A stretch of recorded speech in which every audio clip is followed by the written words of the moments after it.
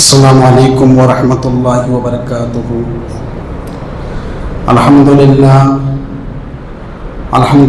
نحمده ونستعینه ونستغفره ونؤمن به ونتوکل علیہ ونعوذ باللہ من شرور انفسنا ومن سیئات اعمالنا، من يهده اللہ فلا مضل له ومن يضلل فلا هادی له، ونشهد ان لا الہ الا اللہ وحدہ لا شریک له، ونشهد أن محمدا عبده ورسوله، أما بعد فأعوذ بالله من الشيطان الرجيم، بسم الله الرحمن الرحيم، ومن يرتد منكم عن دينه فيمت وهو كافر فأولئك حبطت أعمالهم في الدنيا والآخرة وأولئك أصحاب النار هم فيها خالدون۔ صدق الله المولانا العظيم وبلغنا رسوله النبي الأمين المتين المبين الكريم، ونحن على ذلك لمن الشاهدين والشاكرين، والحمد لله رب العالمين۔ إن الله وملائكته يصلون على النبي يا أيها الذين آمنوا صلوا عليه وسلموا تسليما۔ اللهم صل على سيدنا وشفيعنا نبينا ومولانا محمد، بارک وسلم صلو علیہ صلاۃ و سلام علیک یا رسول اللہ صلی اللہ علیہ وسلم۔ تمام حمد و ثنا تعریف و توصیف خوبی بھلائیہ اللہ جل مجدہ الکریم کی ذات بابرکات کے لیے لاکھوں کروڑوں بے حساب بے شمار درود و سلام ہو اللہ کے حبیب محبوب حضرت محمد مصطفیٰ صلی اللہ علیہ وسلم کی ذات والا صفات پر۔ اللہ تعالیٰ کی بارگاہ میں دعا گو ہوں اللہ پاک میری زبان پر کلمہ حق جاری فرمائے۔ محترم مصلین کرام، حصول برکت کے لیے آئے ایک مرتبہ اور دل کی گہرائی سے حضور رحمت عالم صلی اللہ علیہ وسلم کی مقدس بارگاہ میں درود و سلام کا نذرانہ پیش کرے اور پڑھے اللہم صلی علی سیدنا و شفیعنا نبینا و مولانا محمد، بارک وسلم صلو علیہ صلاۃ و سلام علیک یا رسول اللہ صلی اللہ علیہ وسلم۔ محترم مصلین کرام، آپ بھائیوں سے میں گزارش کرتا ہوں میرے سامنے آ جائیں۔ ویسے بھی جگہ پر ہونا ہی ہے، جمعہ کا دن ہے، آپ لوگ سامنے آئیں گے تو مجھے کہنے میں اچھا لگے گا۔ کسی نے کہا تھا کہ سامعین کے ذوق سماعت متکلم کی زبان کو تیز کرتی ہے، یعنی کہ سننے والے جو لوگ ہوتے ہیں ان کے جو شوق رہتا سننے کا، ان کا شوق کہنے والے کی زبان کو تیز کرتا ہے۔ ہاں، اب الحمدللہ اچھا لگ رہا ہے۔ اور اس کا دوسرا فائدہ یہ ہے کہ جو پیچھے پھر آپ کے لوگ آئیں گے پھر وہ خالی جگہوں میں بھرتے رہیں گے تو مسجد کے رونق بھی برقرار رہے گی، اور سب سے اہم بات یہ ہے کہ مجھے کہنے میں اچھا لگے گا۔ شکریہ آپ کا، اللہ آپ کو جزائے خیر عطا فرمائے۔ حضرات، میں نے قرآن مجید فرقان حمید کی جس آیت مبارکہ کو موضوع سخن بنایا ہے، گزشتہ جمعہ بھی میں اسی موضوع پر تقریر کیا تھا، اور مجھے یوں لگا کہ گزشتہ جمعہ وہ موضوع مکمل نہیں ہوا، تو اس موضوع کو مکمل کرنے کے لیے آج پھر سے میں نے اسی آیات کو سخن بنایا ہے، موضوع کا حصہ بنایا ہے۔ اللہ پاک قرآن مجید فرقان حمید کے سورہ بقرہ کے آیت نمبر 217 میں ارشاد فرماتا ہے وَمَن يَرْتَدِّ مِنْكُمْ عَنْ دِينِهِ فَيَمُتْ وَهُوَ كَافِرٌ فَأُولَٰئِكَ حَبِطَتْ أَعْمَالُهُمْ فِي الدُّنْيَا وَالْآخِرَةِ وَأُولَٰئِكَ أَصْحَابُ النَّارِ هُمْ فِيهَا خَالِدُونَ۔ اللہ پاک اس آیت مبارک میں فرما رہا ہے، اور تم میں سے جو کوئی دین سے پھرے اور کافر ہو کر مرے تو اس کا دنیا اور آخرت میں سارا کچھ اکارت ہو گیا، اور وہ دوزخی ہیں، اس میں ہمیشہ اس کو رہنا ہے۔ حضرات، یہ موضوع میں نے گزشتہ جمعہ اس موضوع کی روشنی میں گفتگو کچھ میں نے کی تھی۔ دراصل اس موضوع کے پیچھے میرا مقصد وہی تھا جو میں نے گزشتہ جمعہ بول چکا ہوں کہ ہمارے مذہب اور قوم اور اسلام کی بہت ساری بیٹیاں کسی باطل مذہب کو قبول کر کے مرتد ہو کر زندگی گزار رہی ہے، اور قرآن مجید فرقان حمید کے اس آیت مبارک میں اللہ پاک نے فیصلہ سنا دیا کہ تم میں سے جو کوئی دین اسلام سے پھر کر کسی دوسرے مذہب کو قبول کر کے کفر کی حالت میں مرے گا تو اس نے دنیا میں جو کچھ کیا تھا، نیکی، خیر، بھلائی، روزہ، نماز، زکوٰۃ، حج، حسن اخلاق، لوگوں کی مدد کرنا وغیرہ وغیرہ وغیرہ، تمام وہ نیکیاں برباد ہو گئی اس کی، اور اس کو دوزخ میں داخل کیا جائے گا، اس میں اس کو ہمیشہ رہنا ہے۔ اس کی وضاحت میں گزشتہ جمعہ کر چکا ہوں کہ آخرت میں جو فیصلے ہوں گے خیر کے، بھلائی کے، نعمت کے، جزا کے، جنت کے درجوں کے، وہ تمام کے تمام ایمان کی بنیاد پر فیصلے ہوں گے۔ بندہ گنہگار جتنا چاہے ہو، وہ ایک نہ ایک دن ایمان کی بدولت اللہ پاک اس کو جنت میں داخلہ فرمائے گا، مگر جناب جس کا ایمان ہی نہیں رہا پھر اس کا داخلہ جنت میں نہیں ہو سکتا۔ تو ہماری قوم کی بیٹیاں اس طرح کے مسئلے سامنے آ رہے ہیں، اور جناب جو محققین حضرات اور جو قوم کے درد اور جذبہ رکھنے والے ہیں وہ اپنی تحقیق پیش کرتے ہیں کہ اب تک پچھلے 8 لاکھ، بعض لوگوں نے 12 لاکھ 15 لاکھ تک کا آنکڑا بتاتے ہیں کہ اتنے سالوں میں اتنی مسلمان بچیاں مرتد ہو گئیں اور مرتد ہو کر باطل مذہب والوں کے ساتھ زندگی گزار رہی ہے۔ اور اس حوالے سے میں نے کچھ نکتے آپ کے سامنے عرض کیے تھے کہ یہ مسئلہ کیوں آ رہا ہے، یہ جو ایک سنگین جرم ہے یہ کیوں ہو رہا ہے، اور ہماری قوم کی بچیاں مرتد ہو کر ارتداد والی زندگی کیوں گزار رہی ہے۔ کچھ نکتے میں نے عرض کیے تھے، اس کا نام گنوا کر باقی آ کے کچھ اور باتیں بتاؤں گا۔ میں نے گزشتہ جمعہ عرض کیا تھا کہ جو بچیاں اس طرح کے قدم اٹھا رہی ہے اور کفر کو قبول کر رہی ہے،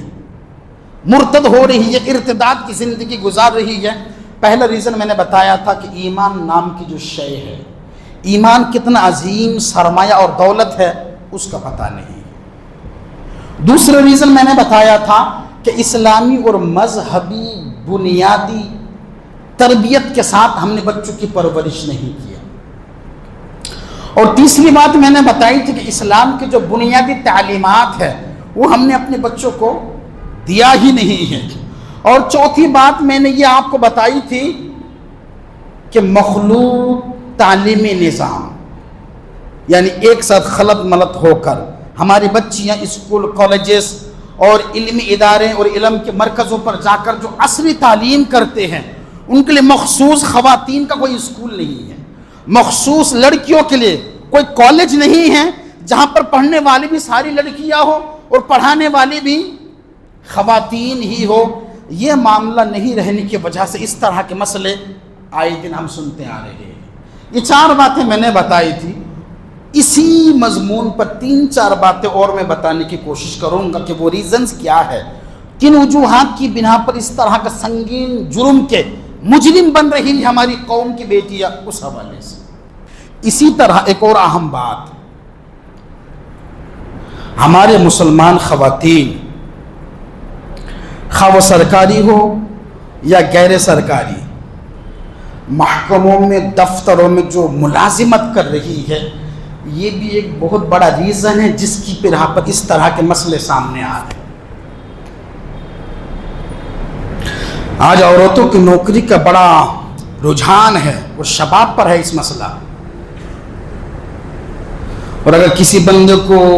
نوکری والی بیوی مل گئی تو اس کو وارے نہارے ہو گئے، وہ رب کا تحفہ سمجھتا ہے، جبکہ جناب تحفہ نہیں ہے بلکہ اس کے لیے ملامت اور لعنت والی بات ہے جناب۔ اور یہ بالکل عین قانون فطرت ہے۔ یہ آپ دیکھیں، ذرا غور کریں، اللہ پاک نے جو مرد کے اندر جو طاقت رکھا ہے، جو مضبوطی دیا ہے، جو جذبہ دیا ہے، جو فیصلہ لینے کے حوصلے اور قوت اور صلاحیت دیا ہے، یہ اللہ پاک نے عورتوں میں نہیں رکھا ہے، بلکہ عورتوں کے تعلق سے کیا ہے، وہ صنف نازک ہے، وہ کمزور ہے۔ اور اللہ پاک نے پھر بال بچوں کی کفالت کے لیے کسب حلال کی ذمہ اس کے سر پہ رکھا بھی نہیں ہے۔ آپ میں سے جتنے لوگوں نے نکاح کیا، شادی شدہ ہے، کبھی غور کریے جب آپ کی شادی ہوئی تھی، جو قاضی صاحب ہوتے یا جو عالم دین نے آپ کا نکاح پڑھایا تھا، وہ تمام جملے بولتے ہیں، فلاں بن فلاں کے ساتھ آپ کا نکاح کیا، اتنے مہر ہے، علاوہ نان اور نفقہ کے۔ غور کریے، آپ پورا دفتر پڑھ کے سناتے ہیں، 2 گواہ، ایک وکیل کا نام، دلہن کے نام، ان کے والد گرامی کے نام پڑھ کے پھر کیا کہتے ہیں کہ آپ نے اتنا مہر دیا، علاوہ نان اور نفقہ کے۔ جناب یہ نان نفقہ کیا ہے؟ جناب یہ نان نفقہ روٹی، کپڑا، مکان ہے یہ، یعنی کہ جب تک کسی نوجوان کے اندر یہ صلاحیت نہیں ہے کہ وہ اپنے آنے والی بیوی کے لیے چھت مہیا کر سکے، جب تک کسی نوجوان کے اندر یہ صلاحیت نہیں ہے اپنے بیوی کو اوڑھنے اور پہنانے کے لیے کپڑا مہیا نہ کر سکے، جب تک کسی نوجوان کے اندر یہ صلاحیت نہیں ہے وہ اپنی بیوی کے لیے روٹی روزی کا انتظام کر سکے، جناب وہ چاہے کتنا جوان کیوں نہ ہو، شریعت نے اجازت ہی نہیں دیا کہ وہ نکاح کرے، اگرچہ ان کے اندر کتنی جوانی ہو، وہ کتنا گبرو جوان کیوں نہ ہو، وہ نکاح نہیں کر سکتا۔ نکاح کرنے کے لیے جناب یہ شرط ہے کہ وہ روٹی مہیا کرتا ہو، چھت مہیا کرتا ہو، اپنی بیوی کے لیے سردی گرمی کے کپڑے پہننے اوڑھنے کے سامان مہیا کرتا ہو۔ اگر یہ چیز اس کے اندر ہے پھر وہ نکاح کے لیے ایلیجبل ہے، پھر وہ نکاح کے قابل اور لائق ہے۔ اگر یہ نہیں ہے، فقط اس کے پاس جوانی ہے، تو حکم ہے کہ وہ کثرت کے ساتھ روزہ رکھے۔ روزہ شہوت کو توڑتا ہے مگر وہ نکاح نہ کرے۔ تو جناب کمانے کی، رزق حلال کی، کسب حلال کی، روزی روٹی کی، کاروبار کی، باہر کی دنیا میں پھیلنے کی جد و جہد، رب کا فضل تلاش کرنے کا جو ذمہ تھا وہ مردوں کے ہاتھوں میں تھا، وہ مردوں کے سر پر رکھا اللہ پاک نے، اور اللہ نے مردوں کو گھر کا حاکم قرار دیا۔ الرجال قوامون علی النساء، اللہ پاک نے کہا کہ ہم نے مردوں کا عورتوں کا حاکم بنایا۔ تو جناب یہ ذمہ داری حاکم کے سر پہ ہے کہ وہ صنف نازک کمزور خواتین کا، اپنی بیوی کا اور اپنے بچیوں کا وہ خود کفیل بنے، اس کے لیے کسب حلال مہیا کرے۔ مگر جناب ہم ان کو پڑھاتے ہیں، لکھاتے ہیں، اعلیٰ درجے کی ڈگریاں دیتے ہیں، پھر جناب ہم ان کو آفسوں میں بھیجتے ہیں۔ یہ ایک بہت بڑا ریزن ہے جس کی بنا پر ہماری قوم کے بچیاں مرتد ہو رہی ہیں، اور یہ ہم نے خود ساختہ ذمہ داری اپنی بچیوں کے کندھوں پر ڈالا ہے، جبکہ رب کعبہ نے عورت کو روزی کمانے کا مکلف ہی نہیں بنایا۔ اللہ تعالیٰ نے عورت کو روزی کمانے کے ذمہ ان کے سر پہ ڈالا ہی نہیں ہے۔ یہ جو مسئلے ہو رہے ہیں ایک بہت بڑا ریزن یہ ہے۔ اچھا پھر اس حوالے سے ایک جملہ اور بھی میں کلیئر کر دوں، اگر کوئی خاتون کسب حلال کا ذریعہ اختیار کرنا چاہے تو اللہ پاک نے شجر ممنوعہ کی طرح ان پر حرام و ناجائز بھی نہیں کیا ہے، مگر ہاں جناب شرعی حدود اور قیود میں رہ کر اگر کوئی خاتون ذریعہ معاش کا اختیار کر رکھا ہے غلط بھی نہیں ہے۔ نہیں، ہو سکتا ہے کوئی خاتون بیوہ ہو سکتا ہے وہ طلاق شدہ ہو سکتا ہے اس کے چھوٹے چھوٹے بچے، ان کے شوہر کی جو آمدنی ہے اس سے ان کی ضرورتیں پوری نہیں ہوتی ہیں، اگر وہ کاروبار کوئی ہنر کرنا چاہے شریعت منع نہیں کرتی ہے، اسلام منع نہیں کرتا ہے، مگر ہاں اسلام کنڈیشن لگاتا ہے، شرط لگاتا ہے۔ اسلام یہ کہتا ہے اگر کوئی پردہ نشین خاتون رزق حلال کمانا چاہے، اگر وہ کسب حلال اختیار کرنا چاہے تو اسلام کے حدود اور قیود میں رہ کر وہ کاروبار کرے، نہ کہ وہ سرکاری و غیر سرکاری محکموں میں اور طرح طرح کے روزی کمانے کے جو اڈے ہوتے ہیں وہاں پر جا کر بے حجاب اور بے آبرو ہو کر، مردوں سے خلط ملط ہو کر کاروباری نظام کو سنبھالے۔ بالکل اس طرح کے جو نظام ہے روزی کمانے کا تعلق سے اسلام قطعاً اور قطعاً حرام قرار دیتا ہے۔ اور جناب اسی طرح ایک تیسری اہم بات جس کی وجہ سے اس طرح کے مسئلے آ رہے ہیں، اور وہ کیا ہے جناب؟ وہ غربت کی وجہ سے بھی ہماری قوم کی بچیاں کسی دوسرے کے چند سکوں کے عوض ان کے جال میں پھنس کر مرتد ہو رہی ہے۔ جن کے گھروں میں بچیاں ہیں، بچے نہیں ہیں، باپ یا تو کمزور یا بیمار یا فوت ہو چکا ہے، بیٹیاں ہی بیٹیاں ہیں، جناب ان گھروں کے خورد و نوش کے نظام کو چلانے کے لیے ان گھروں کی بچیاں پھر باہر نکلتی ہیں، اور باہر پھر وہ درندے اور بھیڑیاں اپنے ناخون اور دانتوں کو تیز کر کے بیٹھے ہیں چوراہوں پر، کناروں پر، اپنے مقصد کو انجام دینے کے لیے۔ پھر وہ بچے قوم کے ہمارے جو بالکل رزق حلال کے لیے پریشان ہو کر باہر نکلتی ہیں، وہ اس طرح کے بھیڑیوں کے شکنجے میں پھنس جاتی ہیں۔ جناب اس مسئلے کے روک تھام کے لیے جو مؤثر طریقہ وہ یہ تھا کہ جن لوگوں کو اللہ پاک نے صاحب ثروت بنایا، جن لوگوں کو اللہ پاک نے مال و زر عطا فرمایا تھا، جو لوگ صاحب استطاعت ہیں، ان کو چاہیے تھا کہ وہ اپنے محلے، اپنے گلی، اپنے خاندان، اپنے کنبے اور اپنے شہر کے حالات کا جائزہ لے، اور حالات کا جائزہ لے کر وہ کون سے مکانات ہیں جن گھروں سے جوان بچیاں روزی کے لیے، گھریلو ضرورت کو پوری کرنے کے لیے باہر نکلتی ہیں، ان تمام امیر ترین لوگوں کو چاہیے تھا اپنے مال کے زکوٰۃ، صدقات، عطیات اور اپنے مال میں سے کچھ حصہ ان کو ماہانہ پیکج کے طور پر، تحفے کے طور پر، کٹ کے طور پر، یا پھر ان کی مدد کے لیے، رب کی رضا کے لیے ان کو پہنچانا چاہیے تھا جناب۔ اور یہ طریقہ ہے اس مسئلے کا روک تھام کے لیے۔ جو امیر لوگ ہیں، اللہ پاک نے اپنے فضل سے جن کو بہت عطا کیا ہے، یہ ذمہ داری کے بیڑا اٹھانا ان کا کام تھا، وہ کہ وہ سروے کرے اپنے خاندان میں، محلے میں، گلی میں، اپنے آس پاس میں وہ کون لوگ ہیں جن کے گھروں سے بچیاں نکلتی ہیں رزق کمانے کے لیے، ان گھروں میں پیکج کے طور پر ماہانہ اپنے کاروباری کا کچھ حصہ ہو، خواہ وہ زکوٰۃ کا ہو، خواہ وہ صدقے کا ہو، یا پھر کسی اور طریقے سے کسی اور صدقے کی صورت میں ان کے گھروں میں پہنچانا چاہیے تھا۔ اور جناب یہ ہر امیر ترین لوگوں پر ذمہ داری ہے یہ کہ وہ پہنچائیں، اور ان بچیوں کے روک تھام کے لیے یہ مؤثر طریقہ اختیار کریں۔ جب وہ بچیاں باہر نہیں نکلیں گی اپنی بشری ضرورت کی تکمیل کے لیے، تو پھر جناب وہ جو بھیڑیے بیٹھے ہیں چوراہے پر، وہ جو اپنے مقصد کے تحت اپنے ناخن کو تیز کر کے بیٹھے ہیں، وہ اپنے مقصد میں کامیاب نہیں ہو سکتے۔ مگر جناب بدقسمتی سے ہمارا مسئلہ کیا ہے کہ جو آدمی جتنا امیر ہے ان کے دلوں میں اتنی زیادہ خواہش ہے۔ مسئلہ یہی آ چکا ہے نا، آپ کسی آدمی کو اٹھا کے دیکھو، وہ جتنا بڑا پیسہ والا آدمی ہے پتہ چلتا ہے کہ ان کو اتنا ہی زیادہ قرضہ بڑا ہے۔ کیوں؟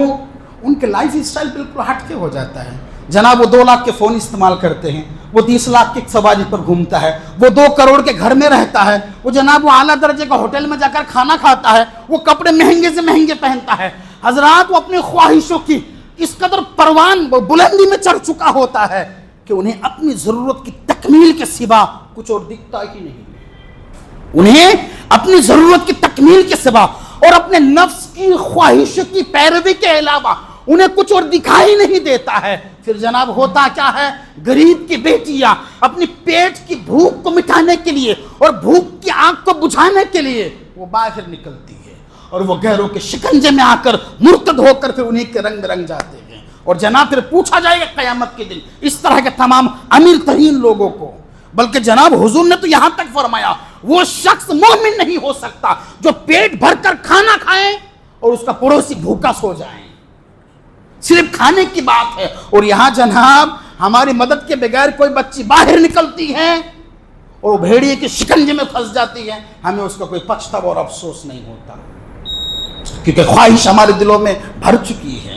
ہم ایک مقام پر پہنچنے کی اللہ تعالیٰ سے دعا کرتے، کوشش کرتے، جب اس مقام پر پہنچتے تو اگلے مقام کی خواہش کرتے ہیں، جب وہاں پہنچتے پھر اگلے مقام پر پہنچنے کی خواہش کرتے ہیں۔ ہمارے ارد گرد جو رینگ رہے ہیں، جو بیچارے زندگی اور موت کے بیچ میں جو جوجھ رہے ہیں، جن کی حالت بد سے بدتر ہو چکی ہے، ہمیں ان کی مدد کی توفیق نہیں ملتی، اور ہم کرتے بھی نہیں ہیں، کرنا بھی نہیں چاہتے، کیونکہ خواہشات ہمارے دلوں میں اس قدر ہو چکی ہیں، ہمیں اسی کی تکمیل سے فرصت نہیں ملتی۔ یہ ایک بہت بڑا ریزن ہے صاحب، جس کی بنا پر اس طرح کے مسئلے ہوتے ہیں۔ حضرت عمر ابن خطاب رضی اللہ عنہ جب خلیفہ بنے نا، انہوں نے باقاعدہ ایک اسٹیٹمنٹ دیا تھا اور کہا تھا میرے دور خلافت میں اگر دریائے دجلہ کے کنارے پر کوئی بکری کا بچہ پیاسا مر جائے اس کا ذمہ دار عمر ابن خطاب ہے، اس کا ذمہ دار عمر ابن خطاب ہے، کیونکہ میری خلافت میں کوئی بکری کا بچہ بھی پیاسا نہیں مر سکتا۔ اور جناب ہمارے مال و زر اتنے زیادہ ہیں، ہم ہر سال گاڑیوں کے ماڈل بدلتے ہیں، ہم ہر سال زمین جائیداد بناتے ہیں اور خریدتے ہیں جناب، مگر ہمیں کسی غریب کی مدد کرنے کی توفیق نہیں ملتی، اور اگر کوئی کر بھی دیتے ہیں جناب تو مدد جتنا کرتے ہیں نا اس سے زیادہ وہ ڈھنڈورا پیٹتے ہیں۔ یہ ہماری حالات ہے جناب۔ اور اسی طرح بات کو ختم کر رہا ہوں، بس آخری جملہ، جو ہماری قوم کی بچیاں مرتد ہو رہی ہے اس کا ریزن ایک اور، بس بات ختم کرنے چلا ہوں۔ یہ جو موبائل اسمارٹ فون ہے جناب، اس نے کافی نقصان پہنچایا ہماری قوم، بلکہ اگر میں یہ کہوں تو بیجا نہیں ہوگا کہ کسی خطرناک سیلاب نے اس قوم کو اتنا زیادہ متاثر نہیں کیا جتنا اسمارٹ فون نے ہماری قوم کو نقصان پہنچایا۔ اس کی روک تھام ہر ماں باپ کو ضروری ہے۔ اسمارٹ فون اور اس میں جو نیٹ اور ڈیٹا کا جو معاملہ ہے، بالکل اس میں غور و خوض کرنا ہر ماں باپ کو یہ ضروری ہے کہ اس کا بیٹا وہ جو فون چلاتا ہے وہ کیا کرتا ہے اور فون کو کن کن کاموں میں استعمال کرتا ہے۔ ہر ماں باپ کی یہ ذمہ داری تھی۔ جناب بہت بڑا خسارے کا سودا کر چکے ہیں ہم، اور ہمارے نوجوان بچوں کی شرم اور حیا نام کی شے نہیں آنکھوں میں۔ جناب ایک وقت تھا اگر کسی کی سطر کھل جائے تو کہتے تو وضو ٹوٹ گیا۔ ہمارے بڑے بوڑھے اماں یا بڑے بوڑھے جو لوگ ہیں وہ اس بات کو کہتے ہیں اگر کسی کی سطر کھل جائے، شرم کی جگہ کو تمہاری نظر پڑ جائے، اچانک تمہارا وضو ٹوٹ گیا۔ حالانکہ وضو نہیں ٹوٹتا، مگر کسی کی سطر کو دیکھنا حرام ہے۔ جناب سطر کے تعلق سے یعنی کہ شرم و حیا کا معیار اتنا زیادہ تھا، عوام میں بڑے بوڑھوں میں یہ بات مشہور تھی کہ کسی کی سطر کو نہیں دیکھ سکتے، اگر نظر پڑ جائے تو وضو ٹوٹ جاتا ہے۔ حیا کا اتنا معیار تھا جناب، مگر جب سے یہ اسمارٹ فون ہمارے قوم کے نوجوانوں کے ہاتھ میں آیا ہے جناب، شرم و حیا نام کی شے کی ہے وہ اس کا جنازہ نکل چکا ہے۔ اور نقصان کتنا بڑا پہنچایا جناب۔ ایک وقت تھا، آج سے تقریباً 25-30 سال پہلے کا جائزہ لوگے، اولاً تو فون اتنا مہنگا تھا کہ ہر آدمی ہر کس و ناکس لے نہیں سکتا تھا۔ بڑے جو کاروبار لوگ ہوتے، زمیندار، تاجر یا بڑے پیسے والے، وہی لوگ فون خرید سکتے تھے، اور فون بھی اتنا بھاری وزنی ہوتا تھا کہ جناب اس کو اٹھا کر ایک دوسری جگہ لے جا کر بات بھی نہیں کر سکتے تھے، بلکہ جہاں پر ہیں بندے کو وہیں پہ آنا پڑے گا۔ ایک نظام تھا آج سے تقریباً 25-30 سال پہلے، جو محلے کے گاؤں کے بڑے امیر ترین رئیس پردھان لوگ ہوتے تھے انہی کے گھروں میں لینڈ لائن فون ہوتا تھا، اور جناب اگر فون آ جائے کوئی جوان بچی فون نہیں اٹھا سکتی تھی۔ یہ ماحول تھا ایک 30 سال پیچھے، اگر فون آ جائیں گھر کی جوان عورت بچی فون اٹھانے کی اجازت نہیں تھی، بلکہ گھر کے بوڑھے دادی اماں یا امی فون اٹھاتی تھی جناب۔ مگر آج کا معاملہ کیا ہے جناب کہ گھر کے جتنے افراد ہیں اتنے فون ہیں جناب، اور اگر ہم بچوں کو پوچھیں کہ تو کیا کر رہا ہے، کس سے باتیں کرتا، رات کو کتنی دیر تک فون دیکھتا ہے، اگر فون کے تعلق سے جناب ہم اپنے بچوں کو ڈانٹیں یا تنبیہ کریں تو جناب اس عمل کو تنگ نظری، دقیانوسی کا نام دیا جاتا ہے۔ جناب یہ فون کی طرف سے بڑا نقصان اور خسارہ پہنچا ہے ہم کو۔ اس حوالے سے ماں باپ کی ذمہ داری ہے کہ ان کے فون میں کون کون سے محفوظ نمبر ہیں، وہ نمبر والے ان کے رابطے کے ہیں نہیں، یہ کون ہے، رشتہ دار ہیں، غیر رشتہ دار ہیں، یہ کون لوگ ہیں، کتنی دیر بات کرتی ہے، کس سے بات کرتی ہیں، باقی اوقات تنہائی میں فون کے ساتھ کیا کچھ کرتی ہے۔ یہ ماں باپ کی ذمہ داری ہے جناب، جی یہ ماں باپ کی ذمہ داری ہے جناب۔ ایک وقت تھا کہ گناہ کبیرہ کرنے کے لیے ایک سے زیادہ آدمی کی ضرورت تھی، مگر آج کے تاریخ میں آپ اپنے بچوں کو بند کمرے میں بند کر دیجئے، فقط اس کے ہاتھ میں اسمارٹ فون ہو جائے تو گناہ کرنے کے لیے کافی، کسی دوسرے فرد کی ضرورت نہیں ہے۔ اس قدر موبائل خطرناک چیز ہے، پر ہاں اس سے لوگوں نے نفع بھی اٹھایا۔ ویسے کہا جاتا ہے نا کہ کوئی چیز اپنے اصل میں اچھی یا بری نہیں ہوتی، وہ استعمال کرنے والے پر دار و مدار ہوتا ہے۔ فون اس سے فائدے بھی بہت پہنچے ہیں، آسانیاں بھی بہت ہوئی ہے، لوگ اس سے بڑے کام اور کاج بھی کرتے ہیں، مگر جناب جو نوجوان بچے ہیں جو اپنے گھر میں رہتے تینوں وقت گھر کا کھاتے ہیں، یہ لوگ جو اتنا فون لیتے ہیں، جناب فون کے بارے میں کیا کہوں میں آپ کو، فون نے دل کے رشتے کو ختم کر دیا، محبت کا خاتمہ کر دیا، اپنے کو اپنے سے جدا کر دیا ہے جناب یہ فون، اور یہ ماں باپ کی ذمہ داری ہے۔ اولاً تو بچوں کو فون ہی خرید کے نہ دیں جب تک کوئی اشد ضرورت نہ ہو، خواہ وہ کاروبار کے لیے ہو یا تعلیم کے لیے ہو، اور اگر جب فون دیتے ہیں تو جناب باقاعدہ بچوں سے پوچھے دیکھے وہ کس سے بات کرتے، کتنی دیر تک بات کرتے ہیں، راتوں کو وہ بیجا استعمال تو نہیں کرتے فون کو، کوئی فون میں کوئی غیر شرعی، کوئی عریانی فحش اور عیاشی والی نظارے تو نہیں دیکھتے ہیں۔ ان تمام چیزوں کا خیال رکھنا ہر ماں باپ کو ضروری ہے، اور اگر نہیں رکھیں گے تو جناب پھر قیامت میں اللہ پاک پوچھے گا۔ حدیث پاک میں حضور نے فرمایا کلکم راعٍ وکلکم مسئول عن رعیتہ، حضور علیہ السلام نے فرمایا ہر کوئی نگراں و نگہبان ہے اپنے ماتحت کا، اور ان سے قیامت کے دن پوچھا جائے گا اپنے ماتحت کے تعلق سے۔ ہر کوئی اپنے ماتحت کا نگراں و نگہبان ہے، اور ان سے پوچھا جائے گا کہ تم نے اپنے ماتحتوں کے ساتھ نگرانی اور نگہبانی کس طرح کی تھی۔ تو جناب یہ ہمارے جو بچے ہیں، ہمارے جو بیوی بچے، گھر کے جو افراد جو ہم سے چھوٹے ہیں، جو ہمارے تابع میں ہیں، ہم ان کے نگراں بھی ہیں، نگہبان بھی ہیں، ہمیں ان کے خیال رکھنا، ان کے ہر چیز صحیح غلط کا روک تھام کے لیے یہ ہمارے اوپر ذمہ داری بنتی ہے۔ اگر ہم ان تمام ذمہ داریوں کو اپنائیں گے انشاءاللہ تعالیٰ تو یقین جانیں یہ جو ایک بہت بڑا مسئلہ ہے، ہماری بچیاں بھاگ کے جا رہی ہے، باطل مذہب والوں کے دین کو قبول کر رہی ہے، مرتد بن کر ارتداد والی زندگی گزار رہی ہے، دنیا اور آخرت کو تباہ کر رہی ہے، تو جناب پھر اس سے کافی حد تک بچا جا سکتا ہے۔ اور کتنا بڑا گناہ ہے، میں نے شروع میں اس آیت کو تلاوت کیا، وَمَن يَرْتَدِدْ مِنكُمْ عَنْ دِينِهِ فَيَمُتْ وَهُوَ كَافِرٌ فَأُولَٰئِكَ حَبِطَتْ أَعْمَالُهُمْ فِي الدُّنْيَا وَالْآخِرَةِ وَأُولَٰئِكَ أَصْحَابُ النَّارِ هُمْ فِيهَا خَالِدُونَ۔ اللہ اکبر، کس قدر سزا کو اللہ نے متعین فرمایا۔ اللہ پاک کہتا ہے کہ جو دین اسلام سے پھرے گا، جو دین اسلام سے پھرے گا اور کافر ہو کر مرے گا، اس نے جو کچھ کیا تھا وہ سارا کچھ اکارت ہو گیا، وہ دوزخی ہے، ہمیشہ اس میں رہنا پڑے گا۔ تو جناب اللہ نہ کرے جس کسی کے بچے اگر بھاگ چکے ہیں یا بھاگ رہے ہیں تو جناب گویا کہ وہ ہمیشہ جہنم میں رہے گا۔